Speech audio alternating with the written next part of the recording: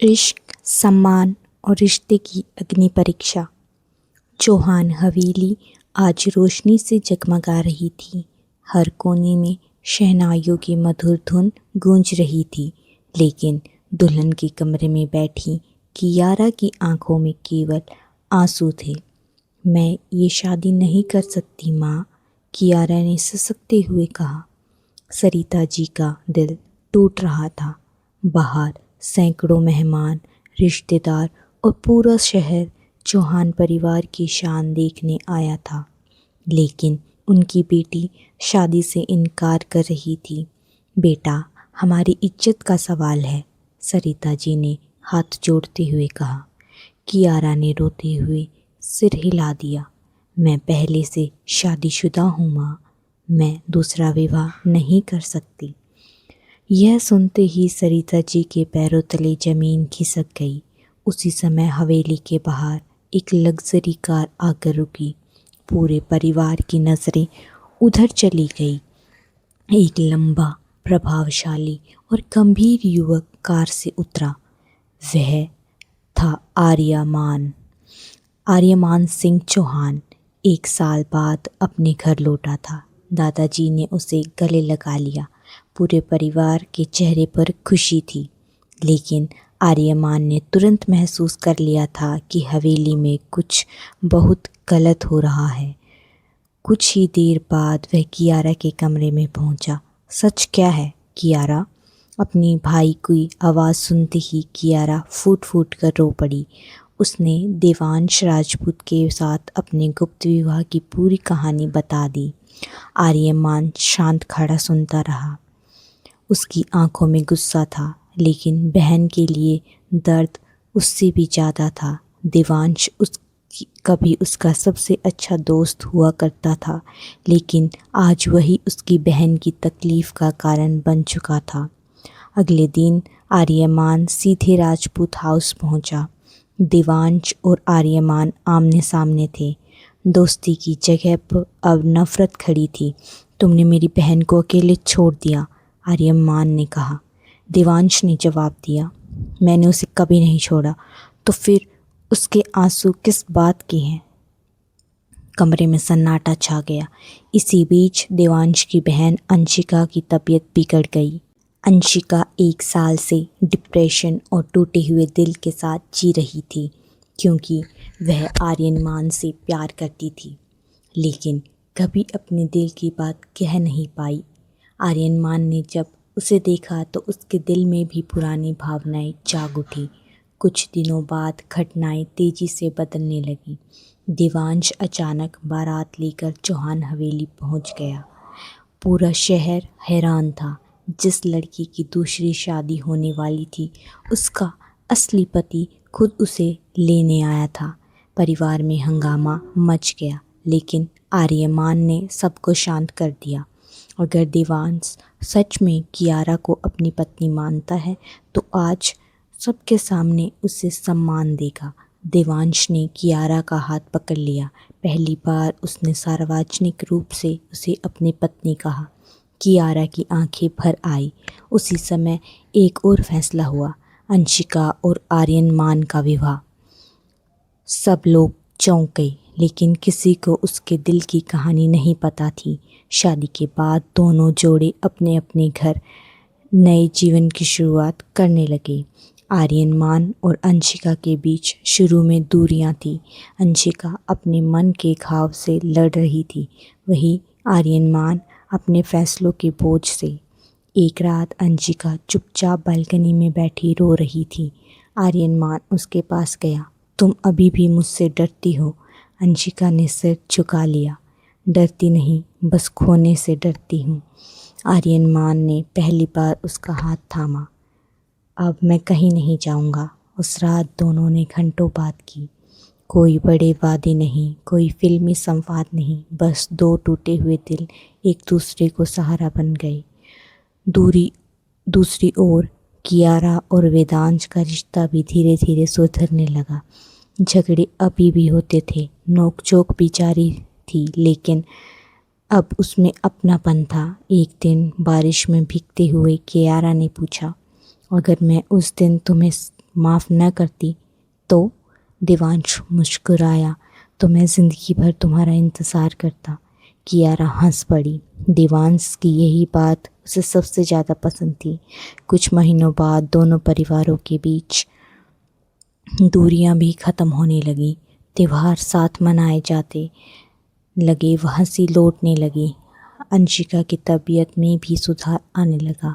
वह फिर से मुस्कुराने लगी। आर्यमान उसके लिए सिर्फ पति नहीं था बल्कि सबसे बड़ा सहारा बन गया था। 1 साल बीत गया। चौहान हवेली में भव्य समारोह आयोजित किया गया। पूरा परिवार एक साथ था। दादाजी की आंखों में संतोष था। सरिता जी गर्व से अपनी बेटी को देख रही थी। देवांश और कियारा साथ खड़े थे, आर्यमान और अंशिका भी। कई तूफानों के बाद आखिरकार सबको उनका किनारा मिल गया था।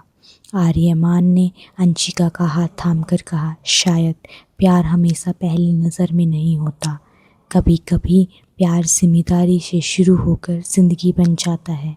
अंशिका की आंखें नम हो गई। उसने मुस्कुराकर सिर उसके कंधे पर रख दिया। शहनाइयाँ फिर बजने लगी, लेकिन इस बार किसी मजबूरी के लिए नहीं, बल्कि उन रिश्तों के लिए जिन्होंने दर्द, गलतफहमियाँ और संघर्ष को पार करके अपने लिए खुशी का रास्ता बना लिया था। और इसी के साथ उनकी नई शुरुआत हुई। भाग 2। शादी को 6 महीने बीत चुके थे। चौहान हवेली में अब पहले जैसी अशांति नहीं थी। कियारा और देवांश के रिश्ते में मिठास लौट रही थी, जबकि आर्यमान और अंशिका धीरे धीरे एक दूसरे की दुनिया बनते जा रहे थे। लेकिन हर कहानी में एक नया मोड़ छिपा होता है। एक सुबह हवेली में खुशियों की लहर दौड़ गई। सरिता जी हाथ में रिपोर्ट लिए रो रही थी। मैं नानी बनने वाली हूँ। पूरे परिवार के चेहरे खिल उठे। कियारा शर्म से लाल हो गई। देवांश की आंखों में पहली बार एक अलग चमक दिखाई दी। उसने धीरे से कियारा का हाथ पकड़ लिया। धन्यवाद। कियारा मुस्कुरा दी। उसे महसूस हुआ कि शायद अब उनका रिश्ता सचमुच एक नई शुरुआत कर चुका है। लेकिन इस खुशी के बीच एक अनजान व्यक्ति चौहान हवेली के दरवाजे पर पहुंच गया। उसका नाम था रुद्र प्रताप सिंह। लंबा कद, तीखी नज़रें और चेहरे पर रहस्यमयी मुस्कान। वह सीधे जितिन जी के सामने पहुंच गया। मैं अपनी माँ का हक लेने आया हूँ। पूरा परिवार चौंक गया। कुछ देर बाद जो सच सामने आया उसने सभी को हिला दिया। रुद्र जतिन जी के छोटे भाई का बेटा था। वर्षों पहले पारिवारिक विवाद के कारण उनका परिवार हवेली छोड़कर चला गया था।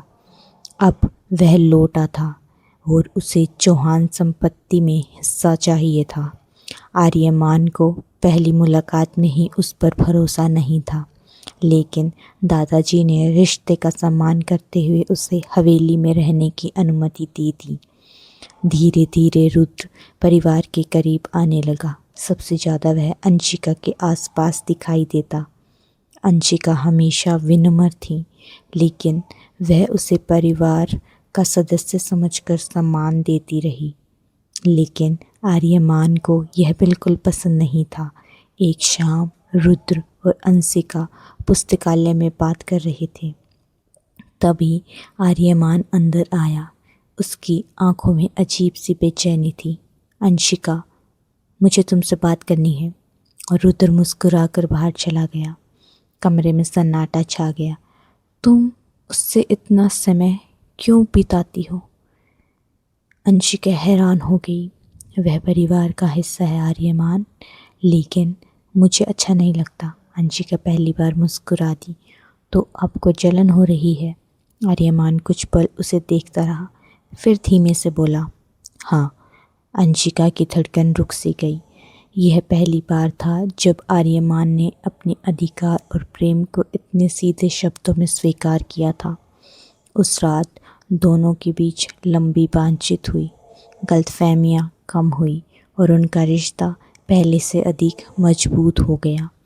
दूसरी तरफ रुद्र और असली चेहरा धीरे धीरे सामने आने लगा।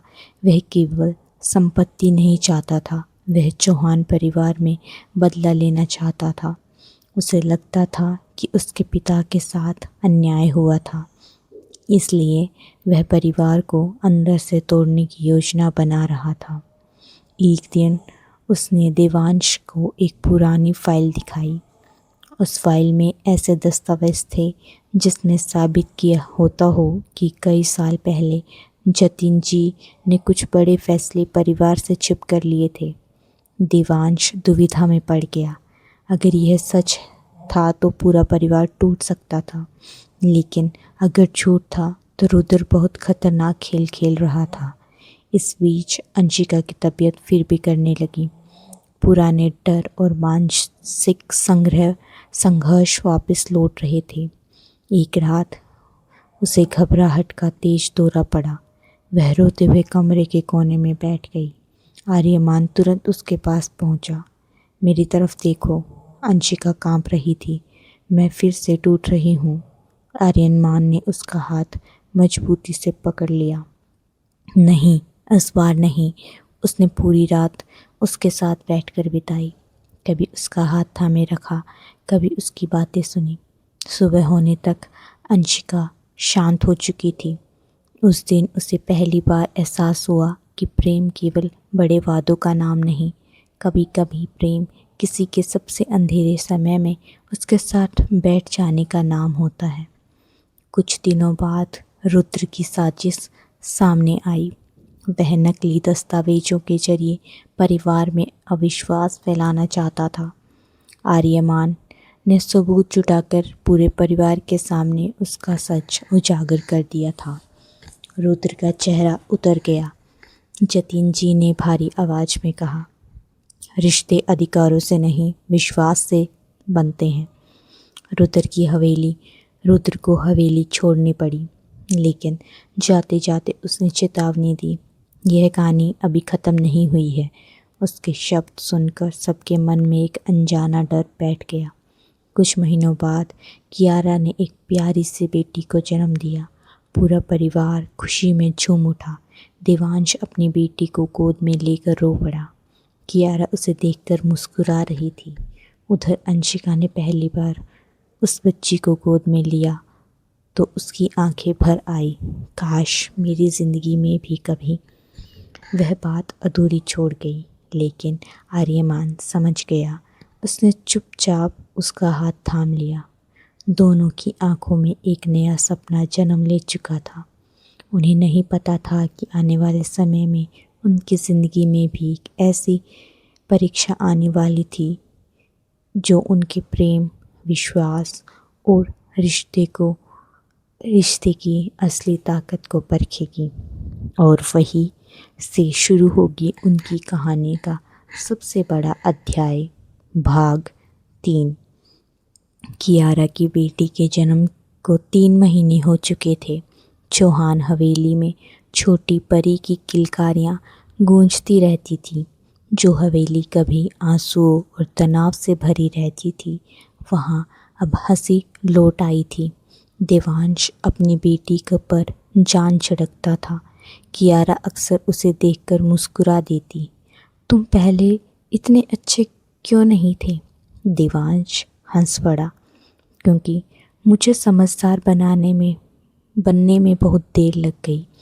दोनों की नोक-झोंक अब प्यार का हिस्सा बन चुकी थी, लेकिन दूसरी तरफ अंशिका के मन में एक खालीपन था। वह खुश था, लेकिन अब भी वह कियारा की बेटी को गोद में लेती उसकी आंखों में एक अधूरा सपना दिखाई देता। आर्यमान यह बात समझ रहा था। एक रात दोनों हवेली की छत पर बैठे थे। ठंडी हवा चल रही थी। अंशिका चांद को देख रही थी। क्या सोच रही हो? आर्यमान ने पूछा। अंशिका कुछ क्षण चुप रही, फिर धीमी आवाज में बोली, क्या मैं कभी पूरी तरह सामान्य हो पाऊंगी? आर्यमान ने उसकी तरफ देखा। तुम्हें किसने कहा कि तुम सामान्य नहीं हो? मेरी दवाइयाँ, मेरा डर, मेरा अतीत। आर्यमान ने उसका हाथ थाम लिया। तुम मेरी ज़िंदगी की सबसे खूबसूरत सच्चाई हो। अंशिका की आंखें भर आई। वर्षों बाद किसी ने उसे उसकी कमज़ोरियों से नहीं बल्कि उसके अस्तित्व से प्यार किया था। उसी समय हवेली में एक और खुशखबरी आई। कुछ सप्ताह बाद पता चला कि अंशिका माँ बनने वाली है। पूरा परिवार खुशी से झूम उठा। सरिता जी की आंखों से आंसू बह निकले। जतिन जी ने पहली बार खुलकर मुस्कुराते हुए आर्यमान को गले लगा लिया। लेकिन जहाँ खुशियाँ होती है वहाँ किस्मत अक्सर एक नई परीक्षा भी भेज देती है। उधर रुद्र वापस लौट चुका था, इस बार पहले से कहीं ज़्यादा खतरनाक होकर। उसने शहर में कुछ प्रभावशाली लोगों के हाथ मिला लिया था। उसका लक्ष्य अब केवल संपत्ति नहीं था, वह आर्यमान को बर्बाद करना चाहता था। और एक दिन अचानक मीडिया में खबर फैला दी गई कि चौहान परिवार की कुछ पुरानी संपत्तियों से जुड़ा कानून विवाद सामने आया है। समाचार चैनल लगातार चौहान परिवार का नाम दिखा रहे थे। हवेली में तनाव लौट आया।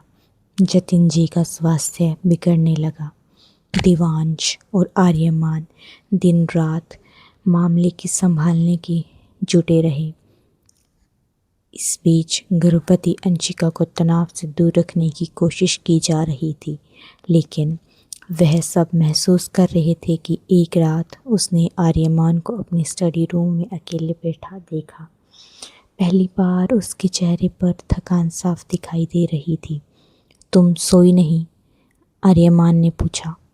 अंशिका उसके पास आकर बैठ गई। और तुम? इस क्षण दोनों चुप हो गए। फिर अंशिका ने धीरे से उसका सिर अपने कंधे पर रख लिया। हर बार सबको बचाने की तुम्हारी जिम्मेदारी तुम्हारे अकेले की नहीं। आर्यमान ने उसकी ओर देखा। उसकी आंखों में फिर वही भरोसा था जिसने हमेशा उसे संभाल रखा था। कभी कभी सबसे मजबूत इंसान को भी किसी सहारे की ज़रूरत होती है, और अंशिका उसका वही सहारा बन चुकी थी। कुछ दिनों बाद रुद्र की साजिश का सबसे बड़ा हिस्सा सामने आया। वह चौहान परिवार की एक पुरानी फैक्ट्री पर कब्जा करना चाहता था। उसने नकली गवाह और फर्जी दस्तावेज तैयार कर रखे थे। मामला अदालत तक पहुंच गया था। पूरा शहर इस केस पर नज़र रखे हुए था। अदालत में निर्णयदायक दिन आया। रुद्र का पूरा विश्वास था कि वह जीत जाएगा, लेकिन ठीक उसी समय एक बुजुर्ग व्यक्ति अदालत में पहुंच गया। वह जतिन जी के पुराने मित्र थे। उनके पास ऐसे दस्तावेज थे जिन्होंने वर्षों पुरानी सच्चाई सामने ला दी। पता चला कि रुद्र के पिता ने स्वयं अपनी हिस्सेदारी बेच दी थी। किसी ने उनसे कुछ छीना नहीं था। रुद्र स्तंभ रह गया। उसकी पूरी योजना ढह गई। अदालत ने फैसला चौहान परिवार के पक्ष में सुना दिया। बाहर निकलते समय रुद्र की आंखों में हार साफ दिखाई दे रही थी, लेकिन पहली बार उसके चेहरे पर गुस्से से ज़्यादा पछतावा था। जतिन जी उसके पास आए। बेटा, नफ़रत इंसान को अंदर से ख़त्म कर देती है। रुद्र की आंखें झुक गई। वह बिना कुछ कहे वहाँ से चला गया। कुछ महीनों बाद हवेली में फिर उत्साह का माहौल था। अंशिका के बच्चे के जन्म का समय करीब आ रहा था। पूरा परिवार बेसब्री से इंतज़ार कर रहा था, लेकिन अचानक प्रसव के दौरान जटिलताएं पैदा हो गई। डॉक्टरों के चेहरे गंभीर थे। आर्यमान अस्पताल के बाहर खड़ा था। शायद पहली बार उसे इतना डर लगा था। घंटों बीत गए। 1 मिनट 1 साल जैसा लग रहा था। फिर ऑपरेशन थिएटर का दरवाज़ा खुला। डॉक्टर मुस्कुराए। माँ और बच्चा दोनों सुरक्षित हैं। आर्यमान की आंखों से आंसू बह निकले। कुछ देर बाद उसने अपने बेटे को पहली बार गोद में लिया। अंशिका थकी हुई मुस्कुरा रही थी। उसकी नज़रें मिली। बिना कुछ कहे दोनों सब समझ गए। यह केवल एक बच्चे का जन्म नहीं था, यह उन सारे डर, दर्द और संघर्षों पर जीत थी जिससे वे गुजरे थे। 1 साल बाद चौहान हवेली फिर रोशनी से जगमगा रही थी। कियारा की बेटी और अंशिका का बेटा पूरे घर में दौड़ते फिर रहे थे। देवांश और आर्यमान अब फिर से दोस्त बन चुके थे। पुरानी दुश्मनी खत्म हो चुकी थी। दादाजी बरामदे में बैठकर बच्चों को खेलते देखते और मुस्कुराते रहते। एक शाम पूरा परिवार साथ बैठा था। अंशिका ने धीरे से आर्यमान को हाथ थाम लिया। अगर उस दिन हम दोनों ने डर को जीतने नहीं दिया होता तो, आर्यमान मुस्कुराया, तो शायद हम ये खुशी कभी नहीं देख पाते। सूरज धीरे धीरे ढल रहा था। हवेली के आंगन में बच्चों की हंसी गूंज रही थी और वर्षों की उथल पुथल के बाद आखिरकार चौहान और राजपूत परिवार को वह सुकून मिल चुका था जिसकी उन्हें तलाश थी। लेकिन ज़िंदगी की कहानी कभी पूरी तरह ख़त्म नहीं होती, क्योंकि हर नई खुशी अपने साथ एक नई शुरुआत लेकर आती है। आपको कहानी कैसे लग रही है कमेंट कर कर ज़रूर बताएं। भाग 4 आने वाला है। भाग 4। 10 साल बाद। 10 साल बीत चुके थे। चौहान हवेली पहले से भी अधिक भव्य और खुशहाल दिखाई दे रही थी। आंगन में बच्चों की हंसी गूंज रही थी। कियारा और देवांश की बेटी आयरा और 9 साल की हो गई थी, लेकिन जबकि आर्यमान और अधिक आकांक्षा का बेटा आरव 10 साल का था। दोनों बच्चों की शरारतों से पूरा परिवार परेशान भी रहता और खुशी भी। आर्यमान को अपने पिता और दादाजी की तरफ से पूरे परिवार और कारोबार की जिम्मेदारी संभाल रहा था। अंशिका पहले से कहीं अधिक आत्मविश्वासी और मजबूत बन चुकी थी। उसने मानसिक स्वास्थ्य से जूझ रहे लोगों की मदद के लिए एक ट्रस्ट शुरू किया था, जिसकी पूरे शहर में चर्चा थी। एक शाम हवेली में जतिन जी ने पूरे परिवार को बुलाया। उनकी उम्र काफ़ी बढ़ चुकी थी और चेहरे पर थकान साफ दिखाई दे रही थी। मुझे तुम सब से एक ज़रूरी बात करनी है। सभी गंभीर हो गए। जतिन जी ने एक पुरानी फाइल मेज पर रखी। इस हवेली से जुड़े एक ऐसा रहस्य है जो मैंने वर्षों तक छिपा कर रखा। कमरे में सन्नाटा छा गया। आर्यमान ने आश्चर्य से उनकी ओर देखा। कैसा रहस्य? जतिन जी ने गहरी सांस ली। इस परिवार का एक और वारिस है। यह सुनते ही वह स्तब्ध रह गई। देवांश ने अविश्वास से पूछा, क्या मतलब? जतिन जी ने बताया कि वर्षों पहले परिवार के एक सदस्य की परिस्थितियों के कारण घर छोड़ दिया था। उनके बारे में किसी को कुछ नहीं बताया गया, लेकिन अब वह व्यक्ति नहीं रहा और उनका बेटा वापस लौट रहा है। कुछ दिनों बाद हवेली के मुख्य दरवाजे पर एक कार आकर रुकी।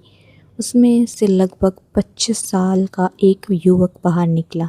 उसका नाम था वीर चौहान। उसकी आंखों में आत्मविश्वास था और चेहरे पर रहस्यमय मुस्कान। वीर ने आते ही कहा, मैं अपना हक लेने आया हूँ। यह सुनते ही सबका वर्षों पहले रुद्र की याद आ गई। लेकिन वीर अलग था। वह शांत था, सभ्य था और पहली नज़र में किसी दुश्मन जैसा नहीं लगता था। अर्णव और आर्या को वह बहुत पसंद आया। दोनों पूरा दिन उनके पीछे घूमते रहते, लेकिन आर्यमान के मन में कहीं न कहीं शक बनी रही। एक रात आर्यमान ने वीर को अकेले में बात की। तुम सच में क्या चाहते हो? वीर मुस्कुराया। एक परिवार। आर्यमान उसके जवाब को समझ नहीं पाया। धीरे धीरे वीर घर का हिस्सा बनने गया। दादाजी उससे बहुत स्नेह करने लगे। अंशिका भी उसे छोटे भाई की तरह मानने लगी। लेकिन कहानी में नया मोड़ तब लिया जब एक दिन पुरानी तिजोरी से कुछ दस्तावेज मिले। उन दस्तावेजों में चौहान परिवार की संपत्ति में भी बड़ी बात छिपी हुई थी। पता चला कि हवेली की ज़मीन के नीचे एक ऐतिहासिक धरोहर मौजूद थी जिसकी कीमत करोड़ों में थी। खबर धीरे धीरे बाहर फैल गई। मीडिया, बिल्डर और राजनीतिक लोग सक्रिय हो गए। कई लोग उसे ज़मीन पर कब्जा करना चाहते थे। वीर ने तुरंत परिवार का साथ दिया, लेकिन तभी एक और चौंकाने वाला सच सामने आया। दस्तावेजों के अनुसार उस धरोहर का कानूनी उत्तराधिकारी केवल वीर था। पूरा परिवार हैरान रह गया। अब फैसला वीर के हाथ में था। अगर वह चाहता तो कुछ अपने नाम करा सकता था। कुछ लोगों ने उसे उकसाना भी शुरू कर दिया था, लेकिन वीर ने कभी सभी को गलत साबित कर दिया। उसने एक दिन पूरे परिवार को इकट्ठा किया। मुझे दौलत नहीं चाहिए, मुझे वो रिश्ते चाहिए जो मुझे मेरे पिता को कभी नहीं मिले। जतिन जी की आंखें भर आई। आर्यमान पहली बार उसके पास आया और उसे गले से लगा लिया। हवेली में वर्षों बाद फिर भावनाओं का सैलाब उमड़ पड़ा। उसी रात परिवार ने धरोहर को सरकार और इतिहास विभाग को सौंपने का फैसला लिया ताकि आने वाली पीढ़ियां भी उसे देख सकें। समय बीत गया। अर्नव और आर्या अब किशोरावस्था में पहुंच रहे थे। उनकी दोस्ती पहले से कहीं ज़्यादा गहरी हो चुकी थी। दोनों हर बात एक दूसरे से साझा करते। एक दिन अंशिका ने मुस्कुराते हुए आर्यमान से कहा, मुझे लगता है हमारी अगली कहानी इन्हीं बच्चों से शुरू होगी।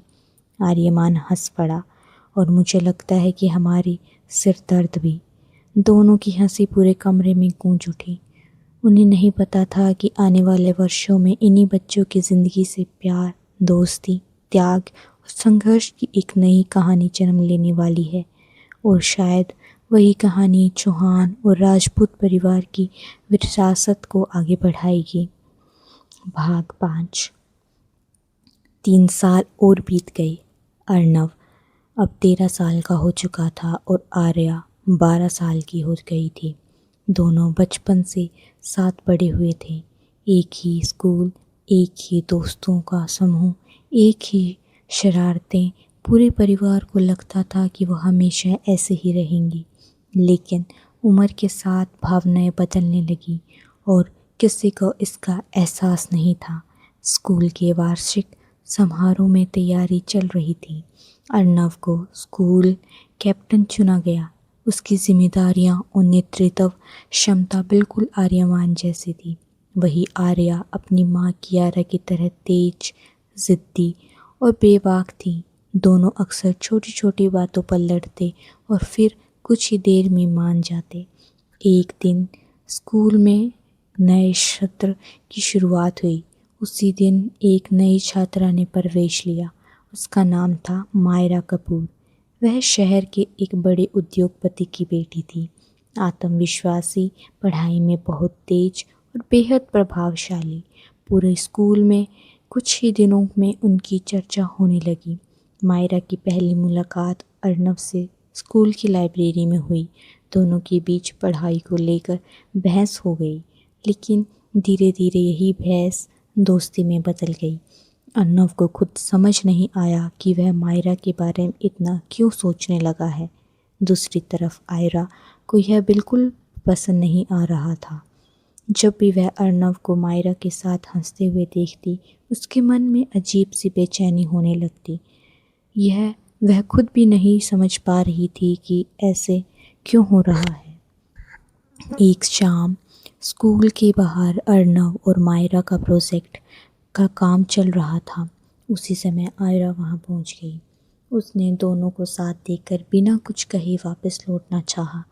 आर्या, रुको तो, अर्नव ने आवाज़ लगाई, लेकिन आर्या बिना पीछे देखे चली गई। उस रात पहली बार उसने किसी से बात नहीं की। कियारा ने भी उससे उसकी उदासी महसूस की, लेकिन कारण समझ नहीं पाई। कुछ दिनों बाद स्कूल का वार्षिक समारोह हुआ। अर्नव को सर्वश्रेष्ठ छात्र का पुरस्कार मिला। पूरा चौहान परिवार गर्व से तालियां बजा रहा था। मंच में से उतरते समय अर्नव की नज़र सबसे पहले आर्या पर गई। वह मुस्कुरा रही थी, लेकिन उसकी आंखों में कुछ छिपा हुआ था। समारोह खत्म होने के बाद मायरा ने अर्नव को एक छोटी सी डायरी उपहार में दी। जब भी जिंदगी में कोई बड़ा सपना पूरा हो, इसमें लिखना। अर्नव मुस्कुरा दिया। दूर खड़ी आर्या यह सब देख रही थी। उसे पहली बार एहसास हुआ कि शायद वह अर्नव को सिर्फ अपना सबसे अच्छा दोस्त नहीं मानती। दिन बीतने गए। उधर चौहान समूह का कारोबार लगातार बढ़ रहा था। आर्यमान और देवांश अब शहर के सबसे सम्मानित व्यापारियों में से गिने जाते थे, लेकिन सफलता के साथ दुश्मनी भी बढ़ रही थी। एक रात कंपनी के सर्वर पर साइबर हमला हुआ। करोड़ों रुपए के प्रोजेक्ट खतरे में पड़ गए। जांच शुरू हुई तो पता चला कि किसी अंदरूनी व्यक्ति ने जानकारी लीक की थी। आर्यमान हैरान था। परिवार में तनाव बढ़ रहा था। दूसरी ओर वीर को कुछ संदिग्ध गतिविधियों की जानकारी मिली। उसने चुपचाप जांच शुरू की। कुछ दिनों बाद उसने आर्यमान को एक फाइल दी। फाइल देखकर आर्यमान का चेहरा बदल गया। कंपनी के साथ विश्वासघात करने वाला कोई बाहरी व्यक्ति नहीं, बल्कि उसका पुराना और भरोसेमंद कर्मचारी था। जिस इंसान को परिवार वर्षों से अपना मानता था, वही पीठ पीछे धोखा दे रहा था। सच्चाई सामने आने पर सभी स्तब्ध रह गए, लेकिन आर्यमान ने उसे पुलिस के हवाले करने की बजाय एक मौका दिया। गलती की सज़ा मिलनी चाहिए, लेकिन इंसान को सुधरने का अवसर भी मिलना चाहिए। यह बात सुनकर अंशिका की आंखों में गर्व झलक उठा। उसी रात जब सब सो चुके थे, अंशिका बालकनी में खड़ी थी। आर्यमान उसके पास आया। क्या सोच रही हो? अंशिका मुस्कुराई। बस यही कि इतने सालों बाद भी तुम वैसे ही हो। कैसे? जो सबको संभालते हो, खुद की परवाह सबसे आखिर में करते हो। आर्यमान हंस पड़ा। और तुम? मैं? तुम तो वो हो जो मुझे याद दिलाती हो कि मैं भी इंसान हूँ। दोनों कुछ देर चांद को देखते रहे। नीचे आंगन में अर्नव और आयरा बच्चों की तरह दौड़ते हुए एक दूसरे पर पानी फेंक रहे थे। उन्हें देखकर अंशिका मुस्कुरा दी, लेकिन उसे ये नहीं पता था कि आने वाले समय में यही दो बच्चे अपने दिल की भावनाओं और रिश्तों की सबसे कठिन परीक्षा से गुजरने वाले थे। और उस परीक्षा की शुरुआत होने वाली थी एक ऐसी घटना से जो पूरे परिवार की ज़िंदगी बदल देने वाली थी। आपको कहानी कैसे लगी कमेंट कर ज़रूर बताएं। कि आपको इसका नेक्स्ट पार्ट चाहिए? अगर नेक्स्ट पार्ट चाहिए तो कमेंट करें, प्यारा सा लाइक और चैनल को सब्सक्राइब करना ना भूलें। धन्यवाद।